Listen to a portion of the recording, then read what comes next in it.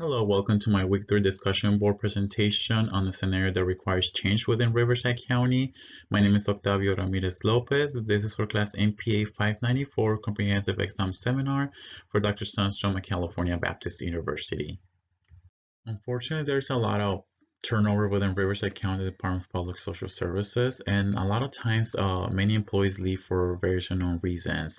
Therefore, I'm going to discuss three themes that hopefully help us keep employees within Riverside County Department of Public Social Services. So I believe one of the ways that we can help retain these employees that are leaving our agency by stepping away from this bureaucratic structure or personality. Within time, we become accustomed by way of doing things, following a pattern, and just kind of just following those rules and regulations of the agency, just so that we can secure a job, and also we become so focused on making this job a career or worry about our pensions, that we just do things because we have to do them and because doing those things help us secure a job. However, we need to step away from that a little bit. We need to allow employees to take initiative. Maybe we can do things differently. Maybe we don't have to file everything since we're already uploading documents on electronically. So why keep a physical file when eventually we're going to get rid of those filing cabinets? Also, in regards to allowing employees to take initiative, maybe they become start making developing that feeling of being part of the team, being that person that is able to give ideas to upper management and be considered as a team, and therefore build that type of spirit, the corp, where they feel part of the team and feel, okay, I have some say in this team. I feel I belong to this team. I'm very excited to go to work, and I no longer have to follow that structure where I feel just as following the leader, but I don't feel part of the leadership team. So another thing that I feel really affects a turnover, it's basically communication channels. So sometimes there's a lot of secrecy within Riverside County. So we need to keep in mind, the informal organizations and the relation to formal organizations. So informal to formal. So information is a very strong weapon. And sometimes some managements they try to power over the employees and not really power the employees by holding that information. However, that can also backfire. If you keep too much information to yourself, employees are going to start wondering why they don't communicate to us. All of a sudden, there's some layoffs, but they never gave us a heads up that we were going through some budget cuts. Maybe I should have stop working overtime, or I should have done things more efficiently to save the county some money. So maybe just by having that stronger communication, whether it be formal or informal, it could be a benefit to the organization, so that the basically DPSS powers with employees. Okay, here's what's going on. This is what's going on.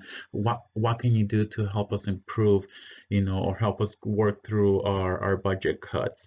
So I feel that through informal, maybe the supervisors could be allowed to give a little bit of information. I know that it is not very recommended that they just completely give us everything that they have within their conversations with upper management, but maybe bits and pieces so that we have an idea of what's going on, or we may come up with ideas of how to help the agency and basically to promote that part of the inclusion and communication, and also promote that type of powering with the employees and not powering over the employees. So another thing that we need to focus on in order to promote, the stability of employees and kind of like encourage them to remain within Riverside County DPSS, we have to step away a little bit from Taylorism.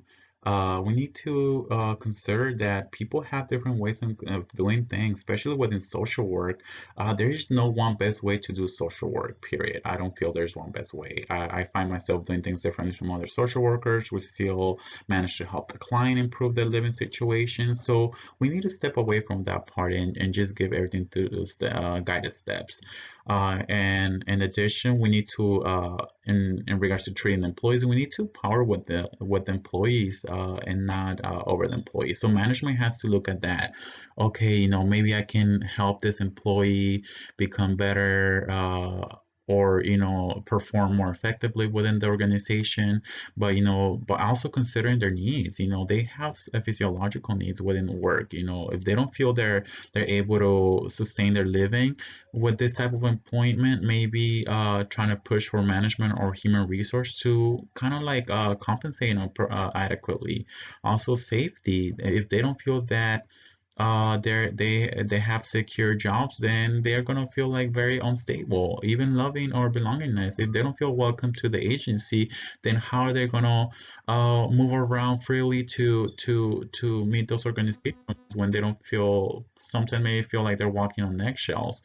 Or even esteem, if they don't feel rewarded or like acknowledge that their hard work is matters, then what's gonna motivate them to keep on performing good? And then, I mean, hopefully, once eventually all those needs are met, then maybe they can reach self-actualization within the agency. And moving on to the how also management treats employees. There's some manager where they feel that their employees are really type X, that where they're not really motivated, they need to be pushed, and they need to be redirected, or they need to be given some sort of punishment for their having low stats, or vice versa, or the other way. On the other hand, just being type Y, where they feel like, no, my employees are very self-motivated, his stats are always high, they don't need much supervision, I don't have to micromanage.